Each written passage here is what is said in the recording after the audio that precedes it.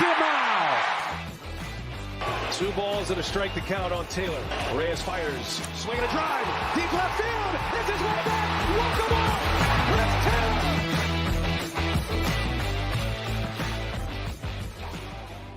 What's up, everybody? Welcome into DodgerHeads, presented by DodgerBlue.com, part of the Blue Wire Podcast Network. Joined today by Daniel Starkand, Scott Geirman of DodgerBlue.com. And the first major domino of the Dodgers offseason has fallen. Tyler Anderson not only rejecting his qualifying offer, but reportedly accepting a 3-year deal with the Angels, which has led to the first big rumor of the Dodgers offseason, and that is Justin Verlander. Ken Rosenthal was the one who made the connection ahead of the Anderson news, saying if Anderson doesn't come back, Verlander's a name to watch. Well, Anderson is gone, and Verlander is now firmly a name to watch, not connected to a qualifying offer, so no draft pick compensation here if the Dodgers were to go after him. Daniel, I'll come to you first. Verlander to the Dodgers, how do you feel?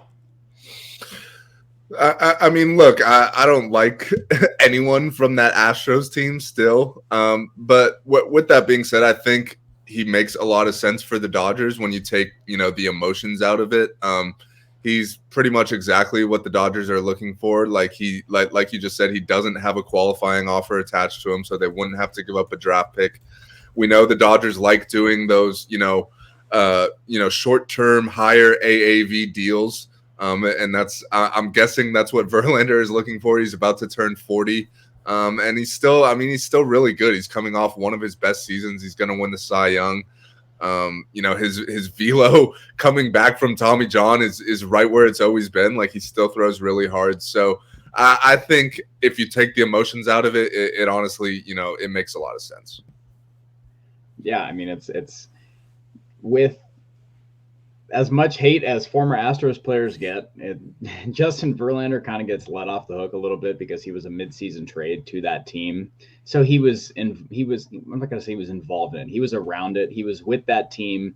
So he kind of escapes that conversation quite a bit. And I think that's fair for him. Like, that system was already in place probably prior to him even being there. Probably was like, I don't care. I'm here to pitch, here to win. That's what they did. So in terms of signing him, like, I heard he's looking for a Max Scherzer type contract, which is where like teams like the Dodgers or the Mets can come in and pay that type of lucrative contract. But paying a 40-year-old like a contract around upwards of $40 million per season, for me, it's a conversation to be had. Just like Daniel said, he's coming off one of the best years of his career. So actually, absolutely, I would 100% look into it.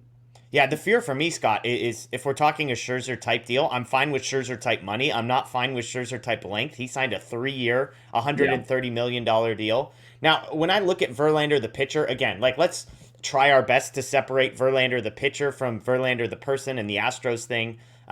Not to say we shouldn't care. Like, we had a conversation briefly in one of our shows earlier with Blake Williams, and he kind of pointed out the hypocrisy of Justin Verlander. This is a guy who was all up in arms at Major League Baseball and the commissioner for juice balls in 2018 and, outraged at how unfair things were. And then all of a sudden, the Astros things happened, and he's very quiet. He's making jokes about it, but he's sort of saying like, I don't know, we were sorry about it, whatever. But the player is pretty remarkable, honestly. 2018, 6.6 wins above replacement. 2019, 6.4 wins above replacement, wins the Cy Young that year. Then he misses all of 2020, essentially, and 2021 with the Cy Young award, with the Tommy John, but then comes back in 2022, 6.1 wins above replacement. So we're talking about a guy that the last 3 seasons he has actually pitched, 2018, 2019, and 2022, he's been arguably the best pitcher in all of baseball in all 3 of those seasons. And so for a guy his age, there doesn't appear to be any signs of wearing down. And so I like the player. I like the fit on a short-term deal if you can get it. But Daniel, I'll come to you. Like, would you go to even 2 years guaranteed for a guy who, as you said, is going to be turning 40 this offseason? It's a fair question. I would guess that Verlander is looking for 2 years. Like, he could probably get a 1-year deal from, pretty much anyone. So it might come down to who is willing to give that guaranteed, second year. And for me, I'd do it at the end of the day.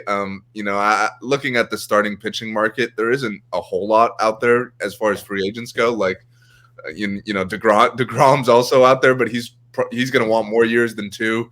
Carlos Rodon's probably looking for a long-term deal as well, and then it kind of falls off after that.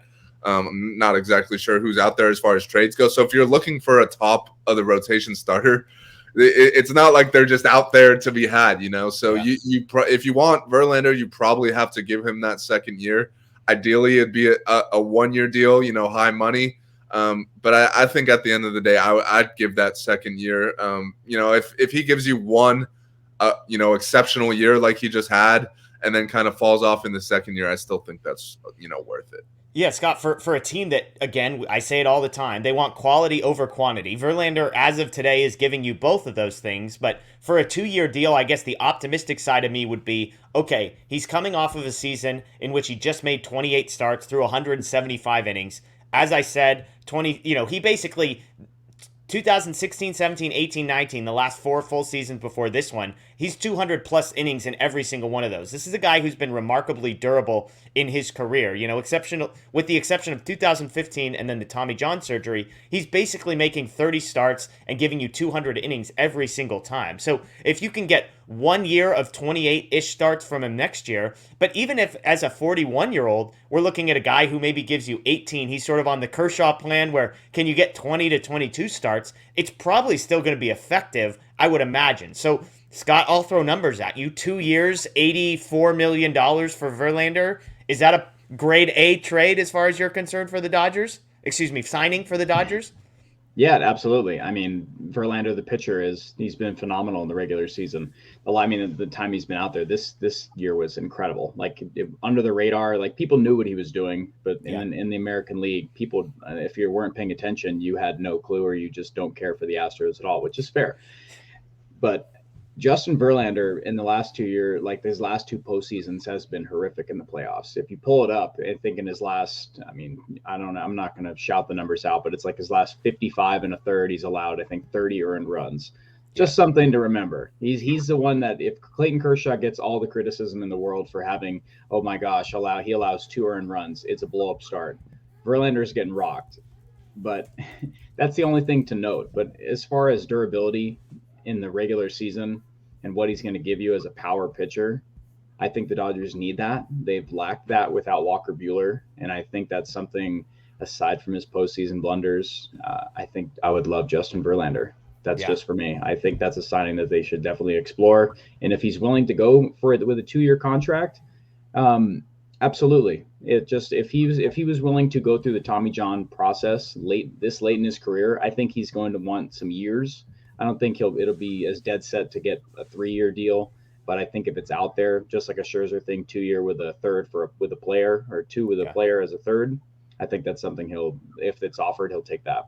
Yeah, I think the postseason thing's important. I love Chad Moriyama on Twitter saying the Dodgers are going to try and run out a playoff rotation consisting solely of guys whose ERA in the postseason is 2 runs higher than their regular season ERA. And, he went on to joke, hey, that's not fair to guys like Urias and Gonsolin and whatnot. But it's just true. I mean, Kershaw and Verlander have the same narrative around them. You mentioned the postseason stats, 5.85 ERA in 4 starts. This postseason, 4.33 in 2019, 4.15 in 2018, was good in 2017, 2.21, but then back in 2014, 5.40. So it goes on and on and on. It's not been a positive postseason performance for Verlander. I would add, just looking at the numbers, his K rate this season in the regular season was down to one of the lowest marks of his career, 9.51. That was the lowest it's been since 2015. So there are some knocks there. Now, Daniel, you mentioned velocity, 95.1 on the fastball. That's the highest it's been since 2017. So he gets some life back on his fastball. So I don't know what to make of all this.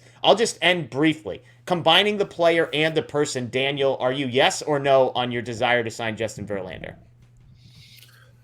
I'm yes, just because I feel like starting pitching is a huge, need for this team, after losing Tyler Anderson. And he's, outside of DeGrom, he's the best one out there.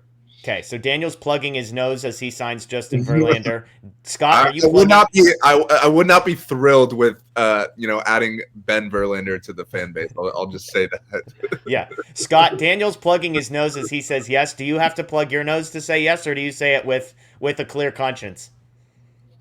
Do you really want to go there with me? Who I'm Well, like, you're a resident Carlos Correa Astros fan, so I assume this is you give him 3 years, 130 million, right? You shouldn't have a problem with Verlander if he's a big Correa guy. I like talented players. That's how it goes. So sure, absolutely. It comes with some caveats. I definitely will like prefer that they prioritize a bat.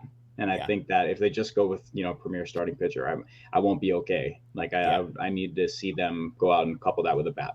Okay. But yes. All right. Yes, I'm a yes on Verlander. I'm with Daniel. I think they need pitching. You plug your nose with Verlander. It could be worse. He was a pitcher, not a hitter in the Astros system. As Scott said, he came in midway through the year. Not a big Ben Verlander fan over here as well. So there's lots of negatives, but this isn't the Trevor Bauer situation as far as I'm concerned when it comes to the off the field personality type stuff. And it's not as bad as Correa as far as I'm concerned. And maybe this is a halfway house. We signed Verlander and we say, look, we're just going to sign one of these guys. Let's pick Verlander instead of Correa and move on with our lives. Let us know what you think in the comments below. I'm sure this will be a lively one. People will have thoughts on this one. So let us know below. That's Daniel. That's Scott. My name is Jeff. As always, thanks for joining. Make sure you subscribe, ring the notification bell here. Tons of off-season content coming. DodgerBlue.com as well. DodgerBlue1958 on social media. Enjoy the rest of your day. As always, go Dodgers.